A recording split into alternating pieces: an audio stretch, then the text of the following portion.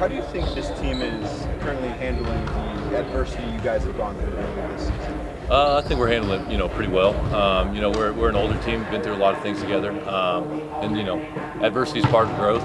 And to reach that next step, I think we're going to have to go through some sort of adversity, and I think going through it right now is better than later on in the season, closer to the playoffs. So going through that adversity right now, I think it's going to help us grow as a team and grow closer as a team, and really help us mesh. And nobody really wants to go through adversity, and it kind of it's frustrating and it kind of sucks to go through, but.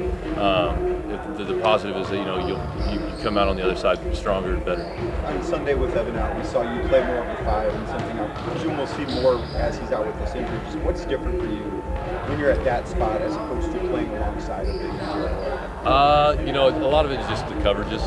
Defensively, when I'm not the five, I just kind of switch everything, keep everything in front of you, and then when I am the five, sometimes I'll switch with the bigger guys out there, and then I'll be in coverage with the guards. So just trying to keep the coverages squared away and know what I'm doing is the biggest thing. But other than that, man, you just have to be super physical and try to fly around and just create your own energy, try to get out and get some easy points. So nothing really changes that much other than the coverages, and just remember that you just got to run into somebody every single play on box outs and stuff. So not much changes really. Do you feel like you have more space offensively?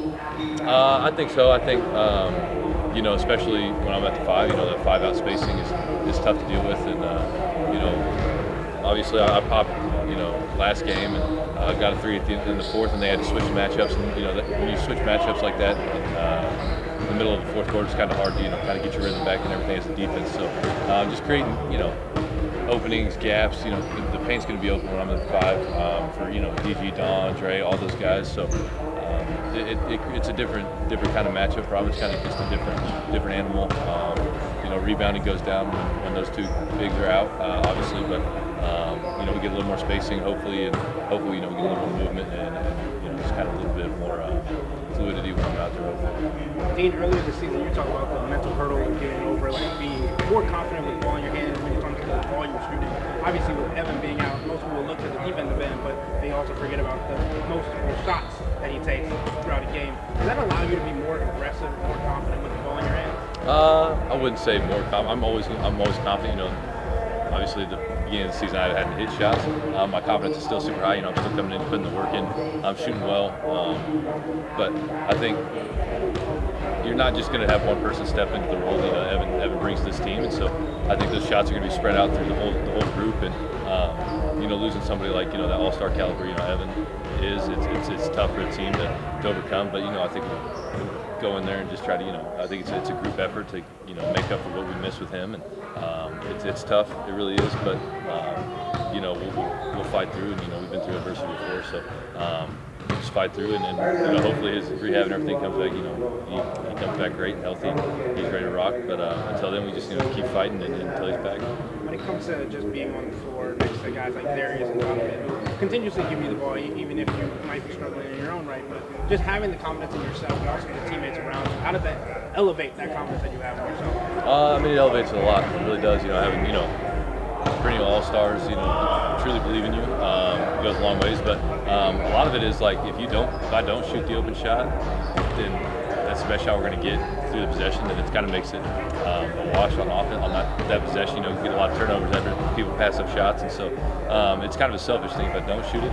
And so I think that's the biggest thing is you got to take your shots when you're open. And those guys, they truly believe in me, and that goes a long ways as well. But if I pass up shots, I'm being selfish. I'll hurt the team. You guys are staying level-headed at this point, but from your vantage point, where do the inconsistencies kind of stick out to you the most? I'm not real sure. I don't know. We've had a lot of guys in and out. Had some bad bounces here and there. People aren't shooting well. I don't really know where the inconsistencies come from.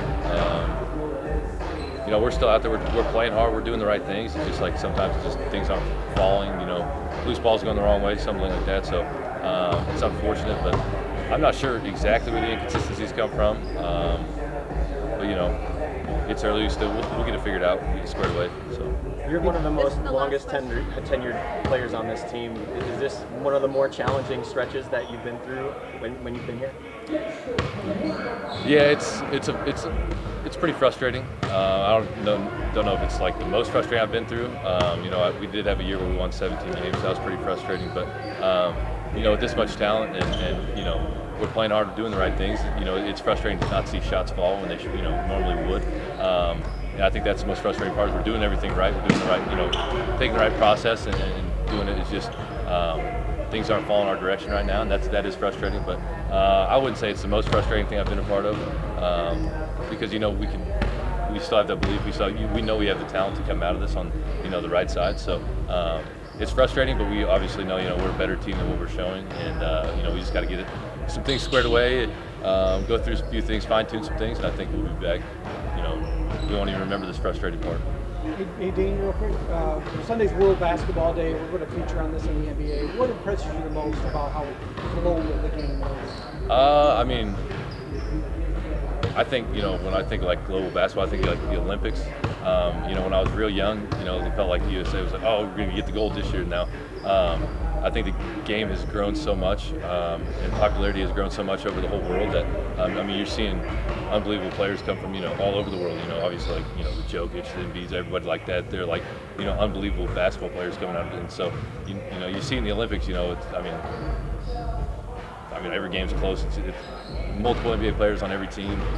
So it's like, I think, it's crazy to see the game grow as fast as it has. And it's awesome, man. That's what you want to be as a basketball player. You want to, pass the game on, spread it, and just see, the beautiful game of basketball continuously grow. So, it's awesome, man.